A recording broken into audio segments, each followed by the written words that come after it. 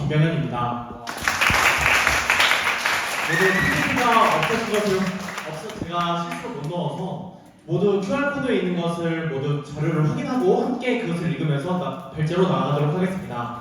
우선적으로 목차에 대해 설명하겠습니다. 서론에서는 논문의 주제와 글 쓰는 목적을 다룰 것이며, 본론에서는 아모스서에서 주장하는 하나님의 공의가 무엇인지, 그리고 오늘날 한국 개신교의 반공의적인 문제들은 무엇인지, 그리고 마지막 세 번째로 한국 개신교의 하나님의 공의 공동체적 실천 방향을 함께 이야기하면서 결론을 맺는 말로 마무리하도록 하겠습니다.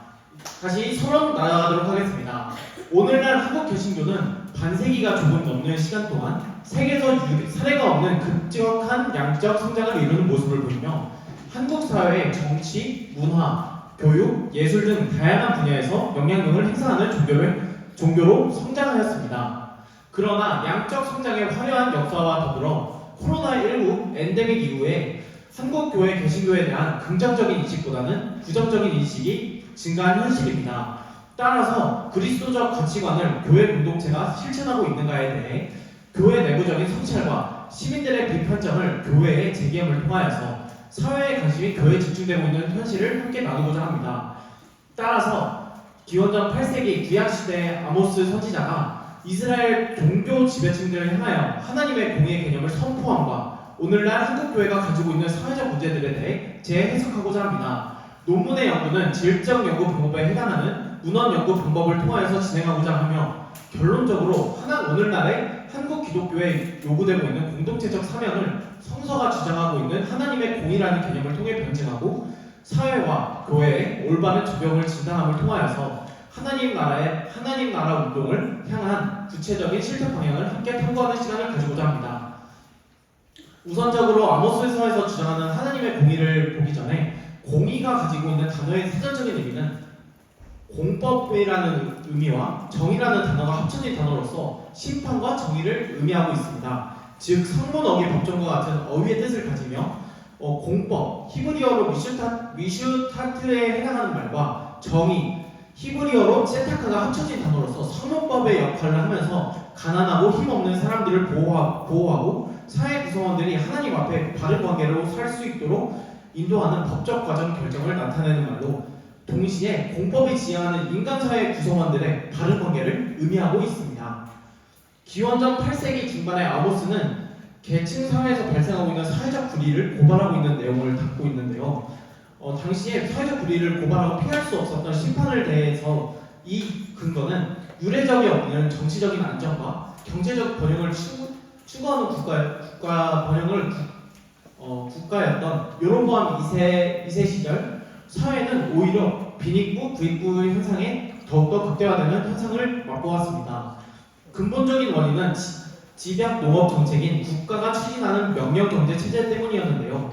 이 정책의 목표는 국토에서 수출용 농산물인 밀, 포도주, 기름, 이 세 가지 생산물에 대하여 국익을 추구하고자 하였으나, 이러한 영농 방식은 전통적인 영농 방식의 혼합 영농법을 무시함을 통하여서 토질 저하와 생산 감소, 그리고 궁극적으로 소작농을 채무자 신분으로 전락시킨 사회적 문제 때문이었습니다.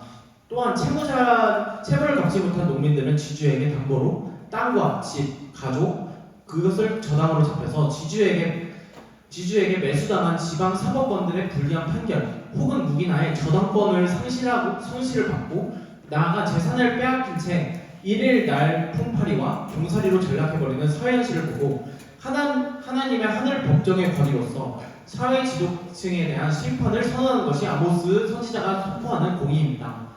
또한 상류 계층은 수입한 군수물자와 사치품으로 군사력을 강화하고 종교시설을 치장함으로써 국채 수출입의 열매가 사회 구조의 양극단을 가져오는 상반된 결과를 가져왔습니다. 따라서 아모스는 기독계층의 권력과 부의 착취로 인하여 사회 경제적 약자인 대부분을 차지하였던 소작농 형태의 농민을 사회 구조적 측면에서 억압하는 것이 전통적인 이스라엘 야훼 신앙과 정신에 반대된다고 주장하고 있으며, 결론적으로 사회 경제적 정의인 구의 대분배가 실행되지 않는 현실 지도자들이 종교의 힘을 빌려 은폐하거나 정당화하는 현실을 비판하며 종교와 신앙을 기득권의 가치와 전제를 정당화하는 도구로서 사용되는 것을 지양해야 된다고 주장하고 있습니다. 그러므로 아모스가 바라본 하나님의 공의는 신앙 공동체가 기득권의 이득을 위해 정당화 도구로 사용되는 것을 지양하고 사회 구조적 악에 대하여 비판의 목소리를 내며 타자를 향한 관심과 고통의 동참함으로써 사회 정의가 하나님의 뜻 안에서 이루어지는 공동체적 사명을 요구하고 있는 사실입니다.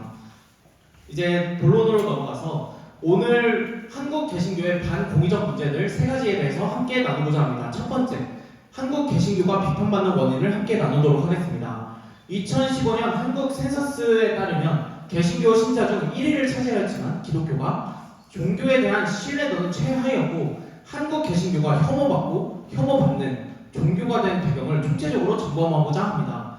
첫째, 한국 개신교가 오늘날 사회에서 비판받는 지점 크게 두 가지 이유를 들어서 설명할 수가 있는데요.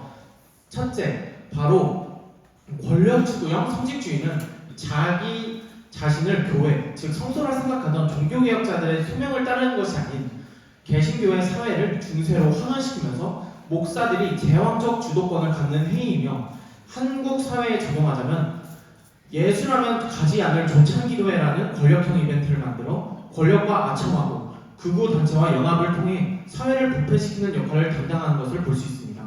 삼국시대를 망쳐놓았던 것이 타락한 불교였으며 조선시대를 망쳐놓은 것이 잘못된 유교라면 오늘날 한국 사회의 권력에 아첨해온 일부 개신교인 목사들과 그들을 비판하지 않는 교단, 그리스도인들이 한국 개신교 신뢰의 하락에 기여하였다고 볼 수 있습니다. 둘째, 건물 중심의 성장주의와 세습이라는 문제점입니다. 성서에서는 예수는 눈에 보이는 큰 건물 교회를 지어야 한다고 주장한 적이 없으며 한 사람이 거룩한 성전으로 살아가기를 권하는 내용이 고린도전서 3장 16절과 17절에 나옵니다. 즉 그리스도 공동체 안에서 몸으로서의 교회론을 주장하는 것이나 오늘날의 한국 개신교는 몸으로서의 교회론보다 건물로서의 교회론을 강조하고 많은 대형 교회는 백화점과 같은 대형 건물을 유지하는데 목회직을 세습하기도 하며 2017년 10월 31일 종교개혁 500주일 기념일에도 불구하고 명성교회는 김성환 목사가 아들 김하나 목사에게 담임 목사직을 세습하면서 한국 개신교의 비판에 대한 목소리가 쏟아져 내려왔습니다. 따라서 오늘날의 한국 개신교가 비판받는 이유는 내 이웃을 내 몸과 같이 사랑하라는 예수의 가르침에서 나오는 타자를 위한 실천적 사랑이 아닌 자신의 이익과 교회가 세상에 소망을 보이지 못하는 그리스도인들과 교회 공동체, 총회 차원에서 이성을 가진 성찰의 모습을 개선해 나가는 노력보다는 침묵과 성서의 내용을 자기 합리화 수단으로서 이용하면서 반지성주의적 문제를 합리화했다는 점이 오늘날 비판점을 제공하였다고 볼 수 있습니다. 그러므로 오늘날 한국 개신교 공동체가 기존의 양적 성장만을 내세우며 타자를 위한 공동체로 나아가지 못했음을 성찰해야 되고 현재 개신교 공동체가 가지고 있는 문제점이 오늘날의 교회 세습의 문제와 교회 내 성폭력의 문제 그리고 중세 부고제를 옹호하였던 종교개혁의 이전의 교회와 같은 정치 권력과의 결탁을 통한 극단적인 이득을 추구하며 자본주의 사회 속에서 소속되거나 포함되지 못하는 타자들의 혐오를 주장하는 교회 공동체의 원인과 결과를 인식하고 진단함을 통해 동시에 개선의 방법을 한국 교회에 소속된 교단과 교류를 협동을 통하여서 이성적이고 참된 그리스도 공동체의 모습으로 개선해 나가야 합니다. 두 번째로는 광장의 메시아니즘과 반지성주의를 설명해 드리도록 하겠습니다. 광장의 메시아니즘을 설명하는 대표적인 반지성주의 예로는 개신교와 극우 정치인과의 결합을 나타내는 태극기 집회입니다. 박정희 대통령 사망 이후 한국의 대중적 메시아니즘은 발동되지 않고 있다가 1997년 대선 무렵 최초의 문민정부를 내세운 김영삼 정권의 기대와는 달리 IMF 사건으로 인하여서 점차 등장하기 시작했습니다. 메시아니즘이 발동되기 위한 세 가지 조건은 첫째, 사회적 여건이 사회의 절망은 깊은데 벗어날 가능성이 보이지 않는 것과 미래에 대한 비전의 붕괴, 둘째로는 메시아니즘을 퍼뜨리는 예언자들의 등장이며 그리고 마지막 세 번째로는 메시아로 매칭될 수 있는 지도자의 등장입니다. 대표적인 예로 월간조선 1992년 12월에 한국인 최초 인물을 묻는 여론조사에서 월간조선에서 52.1%의 압도적인 수치로 박정희 대통령이 뽑혔고 그를 대체할 만한 인물인 박근혜 딸 박근혜로 인식하면서 과거 박태선 이단이었던 박태선의 혼합주의적 메시아니즘이 휘몰아쳤으며 또한 그것뿐만 아니라 신자들 사이에서는 박근혜를 새로운 정도령이자 메시아라고 주장하면서 단순히 극우 반공주의적 엘리트만이 그것을 감당하지 못한 것이 아니라 한국 사회의 산업화 시기나 민주화 시기 소외되고 나이가 많아 사회적으로 성공하지 못한 데에 절망감을 가진 사람들이 반지성주의의 결속으로 이어진 것입니다. 대표적인 예로 거리의 전도자, 흔히 산 기도원에서 1999년대 중반 무렵부터 해체되기 시작했고 그 사람들이 거리로 나와 예수천국, 불신지옥을 표방하는 사람들을 주류교회에서 흡수하지 못하게 되고 그들은 복음의 진리라고 생각하는 것을 외쳤는데 아무도 거들떠 보지도 않고 심지어 타인들과 마찰이 생기면서 사회적으로 소외되는 상황이었습니다. 국가가 노인들에게 주는 돈을 근근히 벌고 살면서 가끔씩 알바 자리가 생기면 그것은 극우 집회 단체였으며 행위를 통해 격려와 소통의 장소가 되며 산 기도원에서 시작하여 극우 단체로 이어지는 반지성주의적 메시아니즘이 결탁된 것을 볼 수 있습니다. 따라서 반지성주의적 개신교의 대표적인 모습을 나타내는 극우 정치인과의 결탁을 한 종교 지도자의 집회에 참여하는 사람들은 대부분이 거리의 전도자들로서 예수천국 불신지옥을 외치며 활동하는 사람들이 대부분 강제 동원되었거나 혹은 돈을 받아 참여하는 걸로 인식하는 반면에 본질적인 원인은 사회 공동체에서 인정받지 못하고 소속되지 못한 외로움과 현실과 이상과의 괴리를 해소를 사회 참여를 통해서 확인할 수가 있는데요. 이는 사회 공동체에서 소속되지 못한 타자를 수용하며 소통의 창의 역할을 해왔던 교회의 역할의 실패로 타자를 위한 사회의 하나님 운동에 참여하지 못한 것을 인식할 수 있으며 오히려 타자가 타자를 혐오하고 핍박하는 사회 구조의 모습을 가지게 되었습니다. 역사적으로 등장하였던 광기를 제어하지 못하고 해소하지 못하는 타자를 수용하지 못하는 교회의 모습은 오늘날 한국 개신교가 급격하게 변화하고 자신의 의견을 방출하지 못했던 타자들이 오늘날 매스미디어와 인터넷 공간을 이용하여서 공격적이고 반지성주의적 행동과 호소를 어떠한 방식으로 치유하며 디트리 보네포가 주장하였던 교회가 세상의 소망이 될 수 있을까에 대한 답을 찾아가는 과정을 통해 비판만 한 것이 아닌 타자를 위한 공동체 형성을 시도함을 따라 이 땅 위에 그리스도인들이 평화적으로 하나님 나라의 뜻을 이뤄갈 수 있도록 사회 구조 방법을 모색해야 될 것이 오늘 교회의 사명입니다. 마지막으로 세 번째 선지자 중심주의를 시간상 생략을 하고 한국 교회의 하나님 공의의 공동체적 실현 방안을 국가의 공동체적 공의 실천 방향과 교회 공동체적 실천 방향을 하면서 결론으로 마무리 짓도록 하겠습니다. 첫째, 국가의 공동체적 공의 실천 방향은 오늘날 권력 유착형 구조를 가지고 있는 한국 개신교가 하나님의 공의, 즉 사회 구조 악에 대하여 타자의 목소리를 대변하고 그들을 향한 관심과 고통에 동참하면서 사회 정의가 하나님의 뜻 안에서 이루어질 수 있는 공동체적 사명에 대해서 거시적인 측면에서는 사회를 구성하고 있는 그리스도인들이 국가와 교회에서 행하는 공동체적 하나님의 공의에 대한 실천 방향을 제시하여야 합니다. 국가는 사회 구조학에 대하여 정치, 경제, 문화 등 분야에 정당한 개입의 가능성을 가져야 됩니다. 예를 들어 빈곤 문제에 대하여 국가의 개입 없이는 사적인 자선행위에만 맡기게 된다면 지속 가능성 측면에서 부정적이며 나아가 국가가 더 효율적인 분배를 할 수 있는가에 대한 비판의 목소리를 듣게 됩니다. 즉 인간은 모두가 이 세상에서 완전한 성화를 이룰 수 없는 존재이기 때문에 인간의 내재적인 이기심을 제한하면서 실현할 수 있는 국가는 집행자이자 개입자의 역할에 충실해야 됩니다. 즉 국가는 사회 공동체에 무차별적인 유익을 주는 상품인 국방, 경제, 사법 등에 대한 공공재를 특정 공동체에 의해 독점되는 것을 방지하여야 하며 공공재에 대해 모든 사회 구성원들은 그것을 누릴 수 있도록 정부는 그것을 생산하고 국민의 안전과 생명 보호와 같은 기본권을 대내외적 요인으로부터 보호하며 시민들의 권리를 보장할 의무를 가집니다.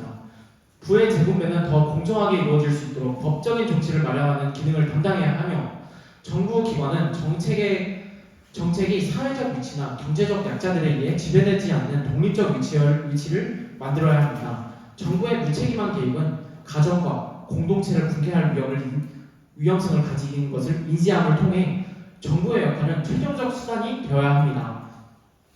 마지막으로 교회의 공동체적 공의 실천 방향은 교회의 하나님의 공의 실천 방향과 존재 본질의 첫 번째 의미는 사회 공동체에서 수용받지 못하는 타자를 대변하고 하나님 나라에 실현하는 매개체적 역할이라고 볼 수 있습니다. 즉 교회 공동체는 세상에서 교회가 감당해야 될 사명은 무엇인지에 대해 인식할 수 있도록 도와야 하며 돕는 길잡이의 역할을 감당해야 됩니다. 예를 들어 사회적 빈곤에 대하여 사역을 감당해야 할 때 교회는 목회적 비전을 설교와 기도와 나눔을 통해 성도의 교제 가운데서 진행시켜야 하며 또한 교회 내에 이 사역을 감당할 수 있는 작업반을 구성함을 통해 교인들과의 합의를 이끌어내는 역할을 해야 됩니다. 교회는 또한 단독적으로 사역을 진행하는 것보다 지역사회와 교회와의 연합을 통해 종합적이고 복음적파적인 사명을 감당해야 되며 즉 교회는 국가의 거시적 행정에서 제공하는 복지를 수혜받지 못하는 타자를 향해 사회문화적 접근을 통하여서 총체적인 접근을 통해 직접 다가가는 것이 필요합니다. 또한 사역 대상자는 자신에 대해 인식 문제, 문맹 해결, 사회관계의 회복 등의 구체적이고 다양한 사항을 포함해야 하며 그들을 다시 사회 공동체 속 안으로 구성원으로서 참여할 수 있도록 격려와 지탱의 역할을 담당하는 목회적 돌봄의 역할을 감당해야 합니다. 또한 교회 공동체의 공동체적 공의의 실천 방향은 공동체가 타자를 혐오하고 탄압하는 전체주의 사회를 방지하며 타자의 목소리를 수용하고 대변하는 역할을 감당해야 되는데요. 오늘날의 사회는 종교, 문화, 성별, 인종, 이데올로기 사상에 반대되는 이유 하나만으로 그들을 향하여서 조롱과 비판을 던지는 이른바 혐오 사회라 주장하고 있습니다. 본질적으로 이에 따라 누군가를 낙인 찍음으로써 그 사람에 대한 혐오의 관념화를 시키는 이른바 사회적 현상인 스티그마 현상은 역사적으로 누군가를 탄압하는 이데올로기적 전체주의로 빠져들 위기를 가지고 있습니다. 예를 들어 제2차 세계대전 나치즘을 옹호하였던 독일교회와 같은 교회의 모습을 볼 수 있는데요. 즉 교회가 사상의 도구로 전략할 수 있음을 위험성을 가질 뿐만 아니라 궁극적으로 교회의 목표인 하나님의 나라 건설 목표를 위해서 교회 공동체적 사명을 최선을 다해야 되는 것을 의미하고 있습니다. 그러므로 교회 공동체적 사명은 간접 민주주의가 가지는 사회 엘리트들의 의견만을 반영하는 전체주의로 빠질 수 있는 엘리트 민주주의적 한계를 타자의 목소리를 수용함으로써 정부와 공동체 안에서 재생산함을 통하여 사회 구조 악에 대한 비판의 목소리를 내고 타자를 향한 관심과 고통에 동참함으로써 사회 정의를 하나님의 뜻 안에서 이루어지며 타자를 향한 그리고 그리스도 공동체를 실현할 의무를 가집니다. 결론적으로 아모스 선지자가 주장한 공의는 결론적으로 공법과 정의가 합쳐진 의미로서 사회 구조학에 대하여 종교가 기득권의 목소리를 대변하는 정당화 도구로 사용되는 것을 부정하고 있으며 나아가 이스라엘 공동체를 향해서 야훼 정신을 회복하고 타자와 사회 구조학에 대한 비판의 목소리를 내고 고난에 동참하는 것이 공동체적 사명이라고 주장하고 있습니다. 코로나 엔데믹 이후에 기독교에 대한 부정적 인식을 넘어 교회가 세상을 걱정하는 것이 아닌 세상이 교회를 걱정하는 상황 가운데 있는 한국 교회의 현실 속에서 사회 구조학의 문제인 빈곤, 혐오의 문제에 대해 화합의 목소리를 내는 그리스도 공동체가 아닌 권력 유창경의 혐오를 주장하는 반지성주의적 행위에 대해 성찰적인 태도는 오늘날의 교회 공동체는 각성하고 성찰해야 됩니다. 따라서 하나님의 공의를 거시적인 측면에서 국가는 정치, 경제, 문화 부분에 개입의 가능성을 가져야 되며 사회적 위치나 경제적 강자에 의해 지배받는 구조가 아닌 독립적인 역할을 담당해야 하며 최종적인 수단으로 사용되어야 됩니다. 교회는 타자의 목소리를 수용하고 목소리를 대변함으로써 전체주의 사회로 변질되는 것을 막는 것이 오늘날 타자를 향한 그리스도 공동체의 의무를 가진다는 것이 오늘 본문의 결론입니다. 이상입니다.